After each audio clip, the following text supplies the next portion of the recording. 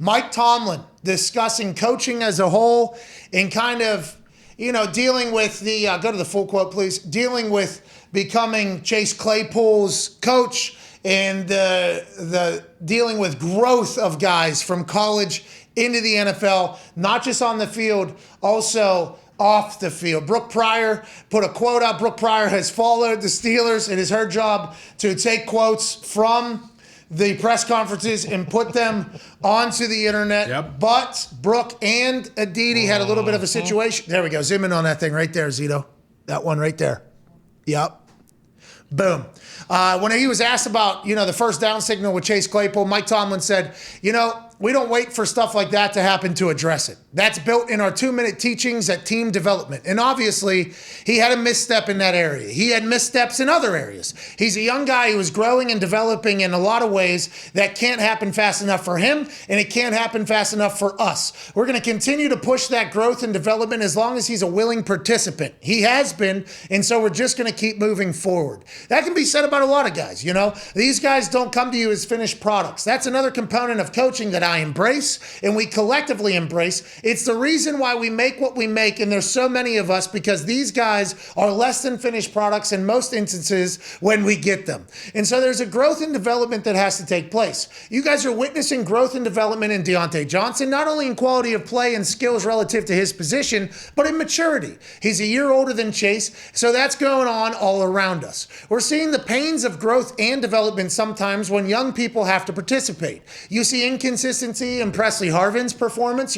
We've had less than ideal plays from Pat Freiermuth, but we know that we're pouring into all of those guys. And although there's some short-term negativity associated with the pain and discomfort of that, they go through in terms of growing and learning, and oftentimes it's negative. We know to benefit individually and collectively of staying on task and them gaining that expertise and experience. And it's reasonable to expect that some of those hiccups to disappear and some quicker than others. What a fucking answer about, hey, this is what I do as a coach, not just call X's and O's and watch film. It's about growing and development and maturity. Incredible answer about the Chase Claypool situation that I assume Tomlin knew he was going to get asked about. Well, if Mike Tomlin hasn't written a book yet, I hope he writes a book someday, because this dude, it seems like he's always teaching a masterclass on being a leader and how to lead a group of people and one direction. Yeah, I think this answer is awesome. You're not killing your guys, but you are holding them accountable, and you're letting us know exactly how your whole process works. So, I mean, that's not many coaches can give you that long of an answer that, like, everything you read, like, yeah, okay, oh, yeah, all right, here we go. Like, everything seems to make a lot of sense. You're like, yeah, it's just part of the process. I'm not going to kill my guys here publicly, but privately, I'm sure he is very, very hard on them. But they know that he cares about them. That's all that matters. And I think the big deal with Tomlin is, and he told us this, he has kids about that age. Mm-hmm. So he is, kind of experienced that generation, those folks, through the eyes of his kids and through the eyes of his own experience. And although Tomlin normally just speaks in hilarious coach speak, he'll say some cliche way or cliche statement in a way that has never been said before, and it's amazing and it's incredible. This time, he went a very, very long, detailed way into describing what coaching is as a whole and why he won't just cut these guys, because there's growth and development that has to happen. So although Chase Claypool is making a lot of money, and you see him on Sundays and Mondays and Thursdays, and he's a professional athlete, and he's an adult, he can buy booze, he can vote, he could do all that. There is still a lot of development that has to take place, and we're trying to make sure that happens behind closed doors. And it's not just because of what happened in the last game. This has been happening all along. I thought it was a great answer. Once again, Tomlin's the fucking guy. I love Mike Tomlin. And also, he addressed a situation that isn't easy to address, and he knew he was going to have to address it in the Chase Claypool, one of your superstar situation. Yeah, it sucks because, like, I held Chase to the fire because it was a dumb fucking play, and it's not his first one. But then, like, you think about yourself as a 23-year-old, like, in Pittsburgh. Yeah. There's a lot of opportunity in Pittsburgh. People don't see it. Like an absolute asshole. But, yeah, like, athletes are held to a higher standard. We think that they should act more mature than their actual ages. It's a privilege, not a right.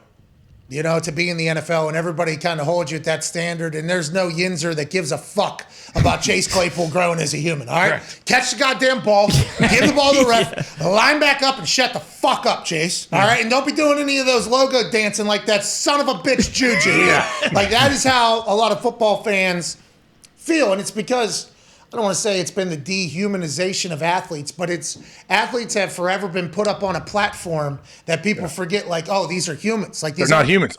I'm guilty of that. If I watch especially other sports where I don't really know the dudes, I'm like, these guys aren't humans. They are so good at what they do. I went to that Ohio State Duke basketball game, and I'm like, is every player going to be drafted in the first round? They all look so good to me. Hey, make the fucking free throw.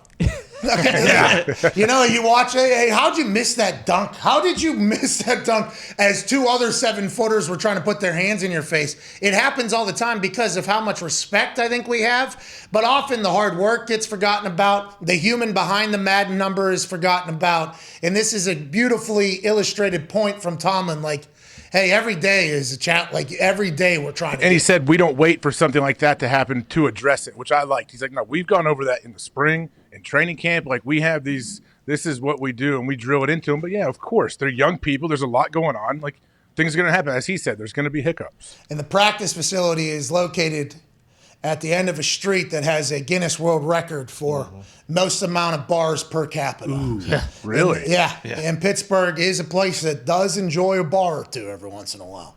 I'm not saying that Chase or anybody's doing that, especially with COVID and how everything's going, but there's a lot of potential distractions in every city. Let's hope that Chase is able to dial it in. Let's hope he's continued to grow because he is a superstar.